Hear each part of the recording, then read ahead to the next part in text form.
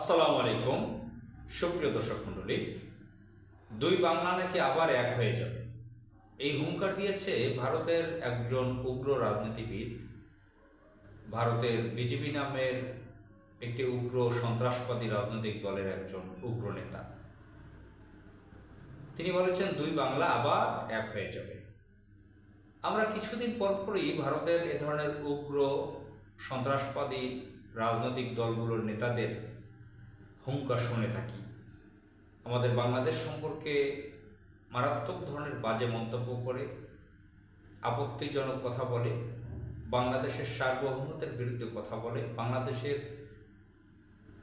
বাংলাদেশে আক্রমণ করার কথা বলে, নানান ধরনের কথা বলে যেগুলো পররাষ্ট্র নীতিতে চলে না। এই কালচার নেই, এই কালচার ডিপ্লোম্যাটিক কালচার এগুলো নেই। এগুলো এক ধরনের সন্ত্রাসী হুমকি। আমি আপনাদেরকে পড়ে শোনাচ্ছি জাতীয় দৈনিক পত্রিকা থেকে। দৈনিক আমার দেশের 2 নম্বর পেজে রোববার 2 নভেম্বর 2025, 17 কার্তিক 1432। শিরোনাম হচ্ছে দুই বাংলা আবার এক হয়ে যাবে, উপশিরোনাম বিজেপি নেতার হুঙ্কার। আমি এই রিপোর্টটি আপনাদেরকে পড়ে শোনাচ্ছি। বাংলাদেশ ভারত সীমান্ত নিয়ে বিজেপির সংসদ সদস্য জগন্নাথ সরকারের মন্তব্য তীব্র বিতর্কের জন্ম দিয়েছে। গতকাল শনিবার ভারতের পশ্চিমবঙ্গের কৃষ্ণগঞ্জ ব্লকের মাটিয়ারি বানপুরে একটি কর্মসূচিতে রানাঘাটের এমপি বলেন, 2026 সালে বিধানসভা নির্বাচনে বিজেপি ক্ষমতায় এলে ভারত ও বাংলাদেশের মধ্যে কাঁটাতারের বেড়া খুলে দেওয়া হবে। আগেও এক ছিল বাংলা, ফের এক হয়ে যাবে। বিজেপির এমপির এই মন্তব্যকে ঘিরে রাজনৈতিক মহলে শুরু হয়েছে তুমুল আলোড়ন। তৃণমূল কংগ্রেস এই মন্তব্যের তীব্র সমালোচনা করেছে। স্থানীয় তৃণমূল যুব কংগ্রেস সভাপতি শুভদীপ সরকার বলেন, উনি বিভিন্ন সময় ভুল কথা বলেন, ওর সুস্থতা কামনা করি আমরা। তিনি আরও বলেন, সীমান্ত সুরক্ষা একটি কেন্দ্রীয় বিষয়, যা বিজেপি সরকারই নিয়ন্ত্রণ করে, রাজ্যের বিষয় নয়। জগন্নাথ সরকারের ওই মন্তব্যকে কেন্দ্র করে প্রশ্ন উঠেছে, তাহলে কি তিনি বাংলাদেশ দখলের হুমকি দিচ্ছেন, নাকি এটি কেবলই আবেগের বশে দেওয়া একটি মন্তব্য? বর্তমানে যখন পশ্চিমবঙ্গে SIR এর কাজ শুরু হয়েছে এবং বিজেপি অনুপ্রবেশকারী ও তথাকথিত রোহিঙ্গাদের ভোটার তালিকা থেকে বাদ দেওয়ার দাবি জানাচ্ছে, ঠিক সেই সময় বিজেপির এমপির এমন মন্তব্য দলের নীতি ও অবস্থান নিয়ে নতুন করে বিতর্ক সৃষ্টি করল। সীমান্তের নিরাপত্তা এবং সার্বভৌমত্ব নিয়ে তার বক্তব্য রাজনৈতিক মহলে ব্যাপক চাঞ্চল্য সৃষ্টি করেছে। আমি তো আপনাদেরকে কোট করলাম একটি জাতীয় দৈনিকের রিপোর্ট থেকে, আমি নিজে বানিয়ে কিছু বলিনি। আর কিছুদিন পর ভারতের বিভিন্ন মন্ত্রী পদস্থ ব্যক্তি, সংসদ সদস্য, বিভিন্ন রাজনৈতিক ব্যক্তিবর্গ এই ধরনের কথা বলে থাকেন, যারা বিশেষ করে বিজেপি যে উগ্রবাদী সন্ত্রাসবাদী একটি রাজনৈতিক দল, এই রাজনৈতিক দল থেকে বেশি আসে কথাগুলো।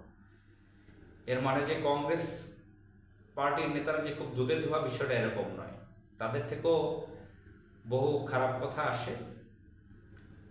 আর কংগ্রেস পার্টির নেতাদেরও বাংলাদেশ বিরোধী কর্মকাণ্ড সম্পর্কে আমরা কম জানি না। জওহরলাল